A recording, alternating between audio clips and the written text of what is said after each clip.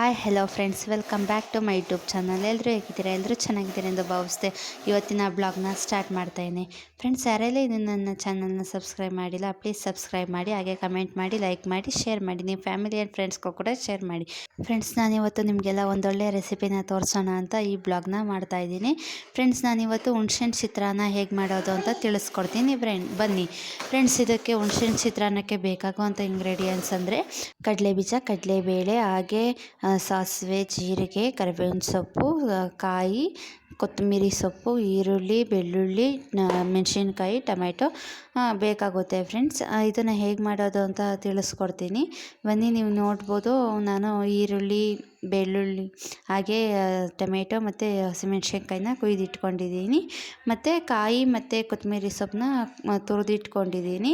ಹುಣಸೆಹಣ್ಣು, ಇದು ಮೇನ್ ಬೇಕಾಗಿರೋದೇ ಹುಣಸೆಹಣ್ಣು ಚಿತ್ರಾನ್ನ ಅಂದರೆ ಹುಣಸೆಹಣ್ಣು ಬೇಕೇ ಬೇಕಲ್ವ, ಅದಕ್ಕೆ ಹುಣಸೆಹಣ್ಣು ನೆನೆ ಹಾಕಿದ್ದೀನಿ. ಗ್ಯಾಸ್ ಹಚ್ಚಿ ಗ್ಯಾಸ್ ಮೇಲೆ ಒಂದು ಬಾಣಲಿ ಇಟ್ಟು ಎಣ್ಣೆ ಬಿಟ್ಟು ಸ್ವಲ್ಪ ಹೊತ್ತು ಕಾಯಲಿ ಅಂತ ಬಿಟ್ಟು ಆಮೇಲೆ ಅದಕ್ಕೆ ಕಡಲೆ ಬೀಜನ ಹಾಕಿ ಫ್ರೈ ಮಾಡ್ಕೊತೀನಿ. ಕಡಲೆ ಬೀಜ ಫಸ್ಟ್ ಹಾಕೋದ್ರಿಂದ ಅದು ಸ್ವಲ್ಪ ಗಟ್ಟಿ ಇರುತ್ತಲ್ಲ, ಸ್ವಲ್ಪ ಕ್ರಿಸ್ಪಿ ಆಗುತ್ತೆ. ಆಮೇಲೆ ಕಡಲೆಬೇಳೆ ಹಾಕಿ ಎಣ್ಣೆಲಿ ಚೆನ್ನಾಗಿ ಬ್ರೌನ್ ಕಲರ್ ಬರಬೇಕು. ಬ್ರೌನ್ ಕಲರ್ ಬಂದರೆ ಅದು ಜಾಸ್ತಿ ಸೀಲೂಬಾರ್ದು, ಜಾಸ್ತಿ ಇದು ಪಿಚ್ ಪಿಚ್ ಅಂದ್ಬಿಡುತ್ತೆ. ಜಾಸ್ತಿ ಬೆಂದಿಲ್ಲ ಅಂದರೆ ಮೀಡಿಯಮ್ಮಾಗಿ ಬೇಯಿಸ್ಕೋಬೇಕು. ಅದನ್ನು ಎಣ್ಣೆಲಿ ಹುರ್ಕೊಂಡಾಗ ಚೆನ್ನಾಗಿರುತ್ತೆ. ಬ್ರೌನ್ ಕಲರ್ ಆದಾಗ ಅದು ಬೆಂದಿದೆ, ಒಳಗಡೆ ಎಲ್ಲ ಚೆನ್ನಾಗಾಗಿದೆ ಅಂತ. ಇದನ್ನು ಬ್ರೌನ್ ಕಲರ್ ಆದಮೇಲೆ ಎಲ್ಲದೂ ಎಣ್ಣೆಯಿಂದ ಸಪ್ರೇಟ್ ಮಾಡಿ ಎತ್ತಿಟ್ಕೋಬೇಕು. ಎತ್ತಿಟ್ಕೊಂಡಾಗ ನಿಮಗೆ ಒಟ್ಟಿಗೆ ಹಾಕ್ಬಿಟ್ರೆ ಎಲ್ಲ ಪಿಚ್ ಪಿಚ್ ಅನ್ನುತ್ತೆ, ಚೆನ್ನಾಗಿರೋದು ಸಿಗೋಲ್ಲ, ಚೆನ್ನಾಗಿ ತಿನ್ಬೇಕಾದ್ರೆ ಚೆನ್ನಾಗಿ ಸಿಗೋಲ್ಲ. ಆಮೇಲೆ ಎತ್ತಿಟ್ಕೊಂಡು ಒಂದು ಪ್ಲೇಟಿಗೆ ಅದನ್ನ ಸಪ್ರೇಟ್ ಮಾಡಿಕೊಂಡು ಒಂದು ಬಾಣಲಿಗೆ ಸಾಸಿವೆ, ಜೀರಿಗೆ, ಕರಿಬೇವಿನ ಸೊಪ್ಪು, ಬೆಳ್ಳುಳ್ಳಿ ಎಲ್ಲನೂ ಹಾಕಿ ಚೆನ್ನಾಗಿ ಫ್ರೈ ಮಾಡ್ತೀನಿ. ನಾನು ಬೆಳ್ಳುಳ್ಳಿನ ಸ್ವಲ್ಪ ಬ್ರೌನ್ ಕಲರ್ ಆಗಿ ಆಗಬೇಕು. ಬ್ರೌನ್ ಕಲರ್ ಆದಮೇಲೆ ಹಸಿಮೆಣ್ಸಿನ್ಕಾಯಿ ಹಾಕ್ಕೊಂಡು ಹಸಿಮೆಣ್ಸಿನ್ಕಾಯಿನೂ ಕೂಡ ಚೆನ್ನಾಗಿ ಬಾಡಿಸ್ಬೇಕು. ಎಣ್ಣೆಲಿ ಹುರಿದ್ರೆ ಹಸಿಮೆಣ್ಸಿನ್ಕಾಯಿನ ಎಣ್ಣೆಲಿ ಖಾರ ಇರೋಲ್ಲ ಅಂತ ಹೇಳ್ತಾರೆ. ನಾನು ಕೂಡ ಟ್ರೈ ಮಾಡಿದ್ದೀನಿ, ಖಾರ ಇರೋಲ್ಲ ಅಷ್ಟಾಗಿ. ಅದಕ್ಕೆ ಈರುಳ್ಳಿಗೂ ಹಸಿಮೆಣ್ಸಿನ್ಕಾಯಿ ಹಾಕಬೇಕು. ಒಬ್ಬೊಬ್ರು ಏನು ಮಾಡ್ತಾರೆ ಅಂದರೆ ಈರುಳ್ಳಿ, ಬೆಳ್ಳುಳ್ಳಿ, ಹಸಿಮೆಣ್ಸಿನ್ಕಾಯಿ, ಟೊಮೆಟೊ ಎಲ್ಲ ಒಟ್ಟಿಗೆ ಹಾಕಿ ಎಣ್ಣೆಲಿ ಫ್ರೈ ಮಾಡ್ತಾರೆ. ಹಂಗೂ ಚೆನ್ನಾಗಿರುತ್ತೆ. ಆದರೆ ಈ ಥರ ಮಾಡಿದ್ರೆ ಎಲ್ಲ ಖಾರ ಎಲ್ಲ ಕಮ್ಮಿಯಾಗಿ ಚೆನ್ನಾಗಿರುತ್ತೆ. ಮಕ್ಕಳೆಲ್ಲ ತುಂಬ ಇಷ್ಟಪಟ್ಟು ತಿಂತಾರೆ.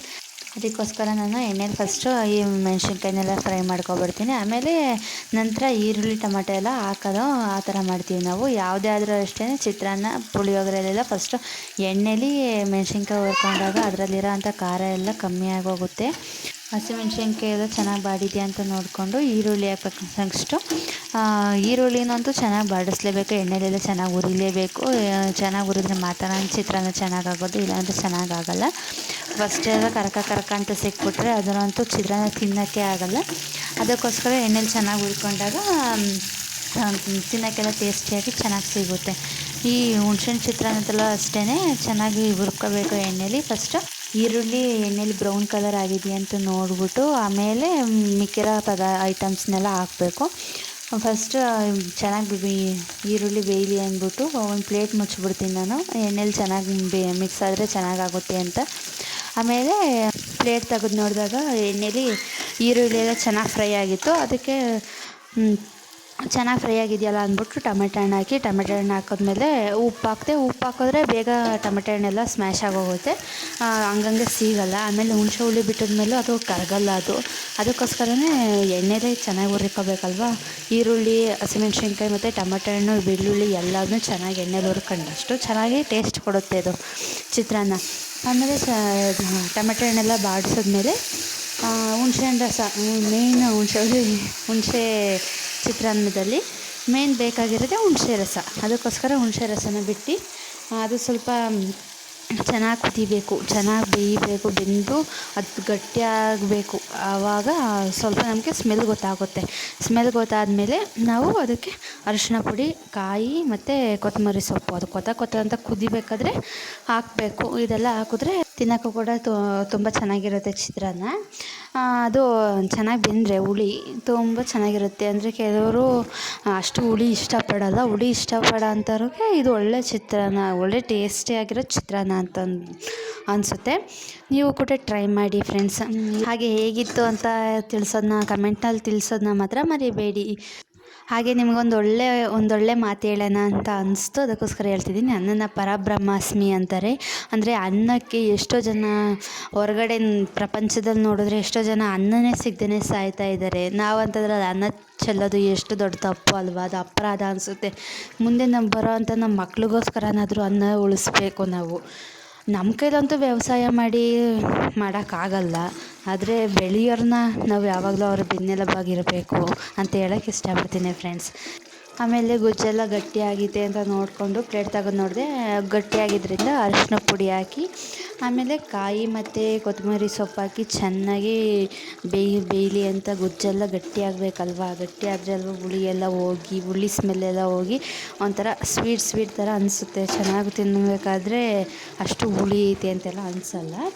ಆಮೇಲೆ ಎಲ್ಲನೂ ಚೆನ್ನಾಗಿ ಮಿಕ್ಸ್ ಮಾಡಿದ್ಮೇಲೆ ಕಾಯಿ ಎಲ್ಲ ಚೆನ್ನಾಗಿ ಮಿಕ್ಸ್ ಮಾಡಿದ್ರೆ ಎಲ್ಲ ಕೆಲವೊಬ್ಬರು ಕಾಯೆಲ್ಲ ಯೂಸ್ ಮಾಡಲ್ಲ, ಆದರೆ ನಾವು ಯೂಸ್ ಮಾಡ್ತೀವಿ.